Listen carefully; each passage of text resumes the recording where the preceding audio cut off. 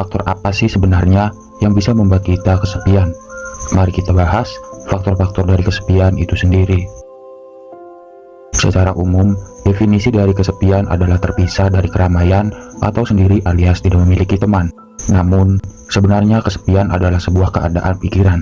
Kondisi tersebut menyebabkan seseorang merasa hampa dan merasa tidak diinginkan. Orang yang kesepian sering menambahkan kontak dengan manusia. Sayangnya, keadaan pikiran mereka lah yang akhirnya mempersulit pembentukan koneksi dengan orang lain. Dari beberapa orang yang bahkan berada di tengah-tengah keramaian, masih mungkin untuk merasa kesepian. Bukan tanpa alasan, setidaknya ada beberapa faktor yang bisa membuat kita semua merasa kesepian. Nah, jika kalian sekarang merasa kesepian, coba kenali dulu apa penyebab awal yang membuat kalian merasakan kesepian. Di beberapa kasus, rasa kesepian itu memang tidak akan pernah hilang alias bakal bertahan. Dan yang lebih parahnya lagi, seseorang bisa merasa kesepian bahkan saat tidak menyadarinya.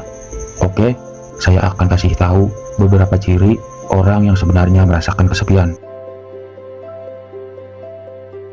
Yang pertama, begadang. Buat kalian semua yang susah tidur, mungkin kalian harus curiga mulai sekarang. Jangan-jangan kalian ini kesepian tanpa kalian sadari. Menurut penelitian yang diterbitkan dalam jurnal Sleep, kesepian dapat merusak kesehatan untuk mendapatkan istirahat yang cukup saat tidur malam hari. Penulis utama jurnal tersebut menyatakan bahwa kesepian tidaklah menambah jumlah durasi tidur di setiap individu, tapi dapat membangunkan mereka secara lebih sering selama tidur. Kemudian yang kedua, ciri-ciri kesepian yang lainnya yaitu ketika seseorang terlalu berlebihan menyayangi sebuah benda yang dimilikinya. Beberapa orang yang tergila-gila atas benda mati karena mereka merasa kesepian. Peneliti menyebutkan fenomena ini sebagai material passion love, dan mungkin kalian pasti pernah melihat secara langsung orang yang mengalami kondisi ini. Contohnya bisa macam-macam. Kalau kalian atau orang-orang sekitar kalian ngebanggain suatu koleksi secara berlebihan, bahkan sampai namain koleksi itu dengan nama tertentu, bisa jadi orang itu merasa kesepian.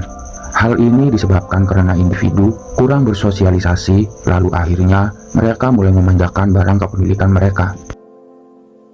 Yang ketiga, buat kalian yang suka mandi dengan air hangat, kalian mungkin harus mulai curiga, jangan-jangan kalian ini memang kesepian.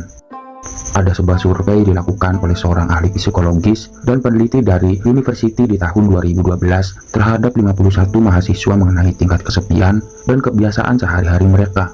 Dan hasilnya, para siswa yang merasa kesepian cenderung menghabiskan waktu yang lebih lama saat mandi di air hangat. John Black juga mengatakan, semakin kesepian seseorang akan semakin sering mandi dan berendam dengan menggunakan air hangat. Kesepian memang bisa disebabkan karena seseorang diasingkan, tapi itu bukan faktor utama yang paling mempengaruhi. Kalian masih bisa merasakan kesepian meskipun setiap hari dikelilingi oleh teman dan keluarga. Pasalnya, kalau kalian tidak terlalu akrab atau tidak terlalu punya ikatan yang kuat dengan orang-orang tersebut, mungkin kalian bisa tetap merasa kesepian. Tapi tahu gak sih kalian, ternyata kesepian bisa menular. Memang, ini agak bikin saya pribadi kaget. Seorang pakar psikologi klinis sekaligus penulis buku Printing and Only mengatakan bahwa teman dan keluarga punya peluang 51% lebih besar mengalami kesepian. Meskipun kesepian bisa merugikan kesehatan dan fisik mental, tapi kalian tenang aja.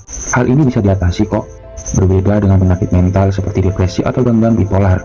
Kesepian pada dasarnya bersifat sementara. Kesepian justru bisa menjadi sinyal bagi diri kalian untuk mencari teman baru atau memperdalam hubungan kalian dengan orang-orang terdekat. Kesepian ini bisa diatasi dengan kesadaran kalian yang memang ingin membuat perubahan. Coba mulai buka diri kalian buat menerima teman baru. Masuk komunitas yang memang kalian suka di bidang itu.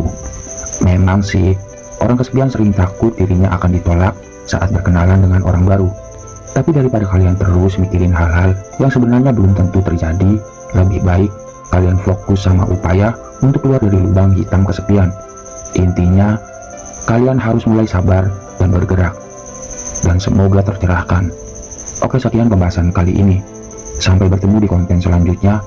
Akhir kata, wassalamualaikum warahmatullahi wabarakatuh.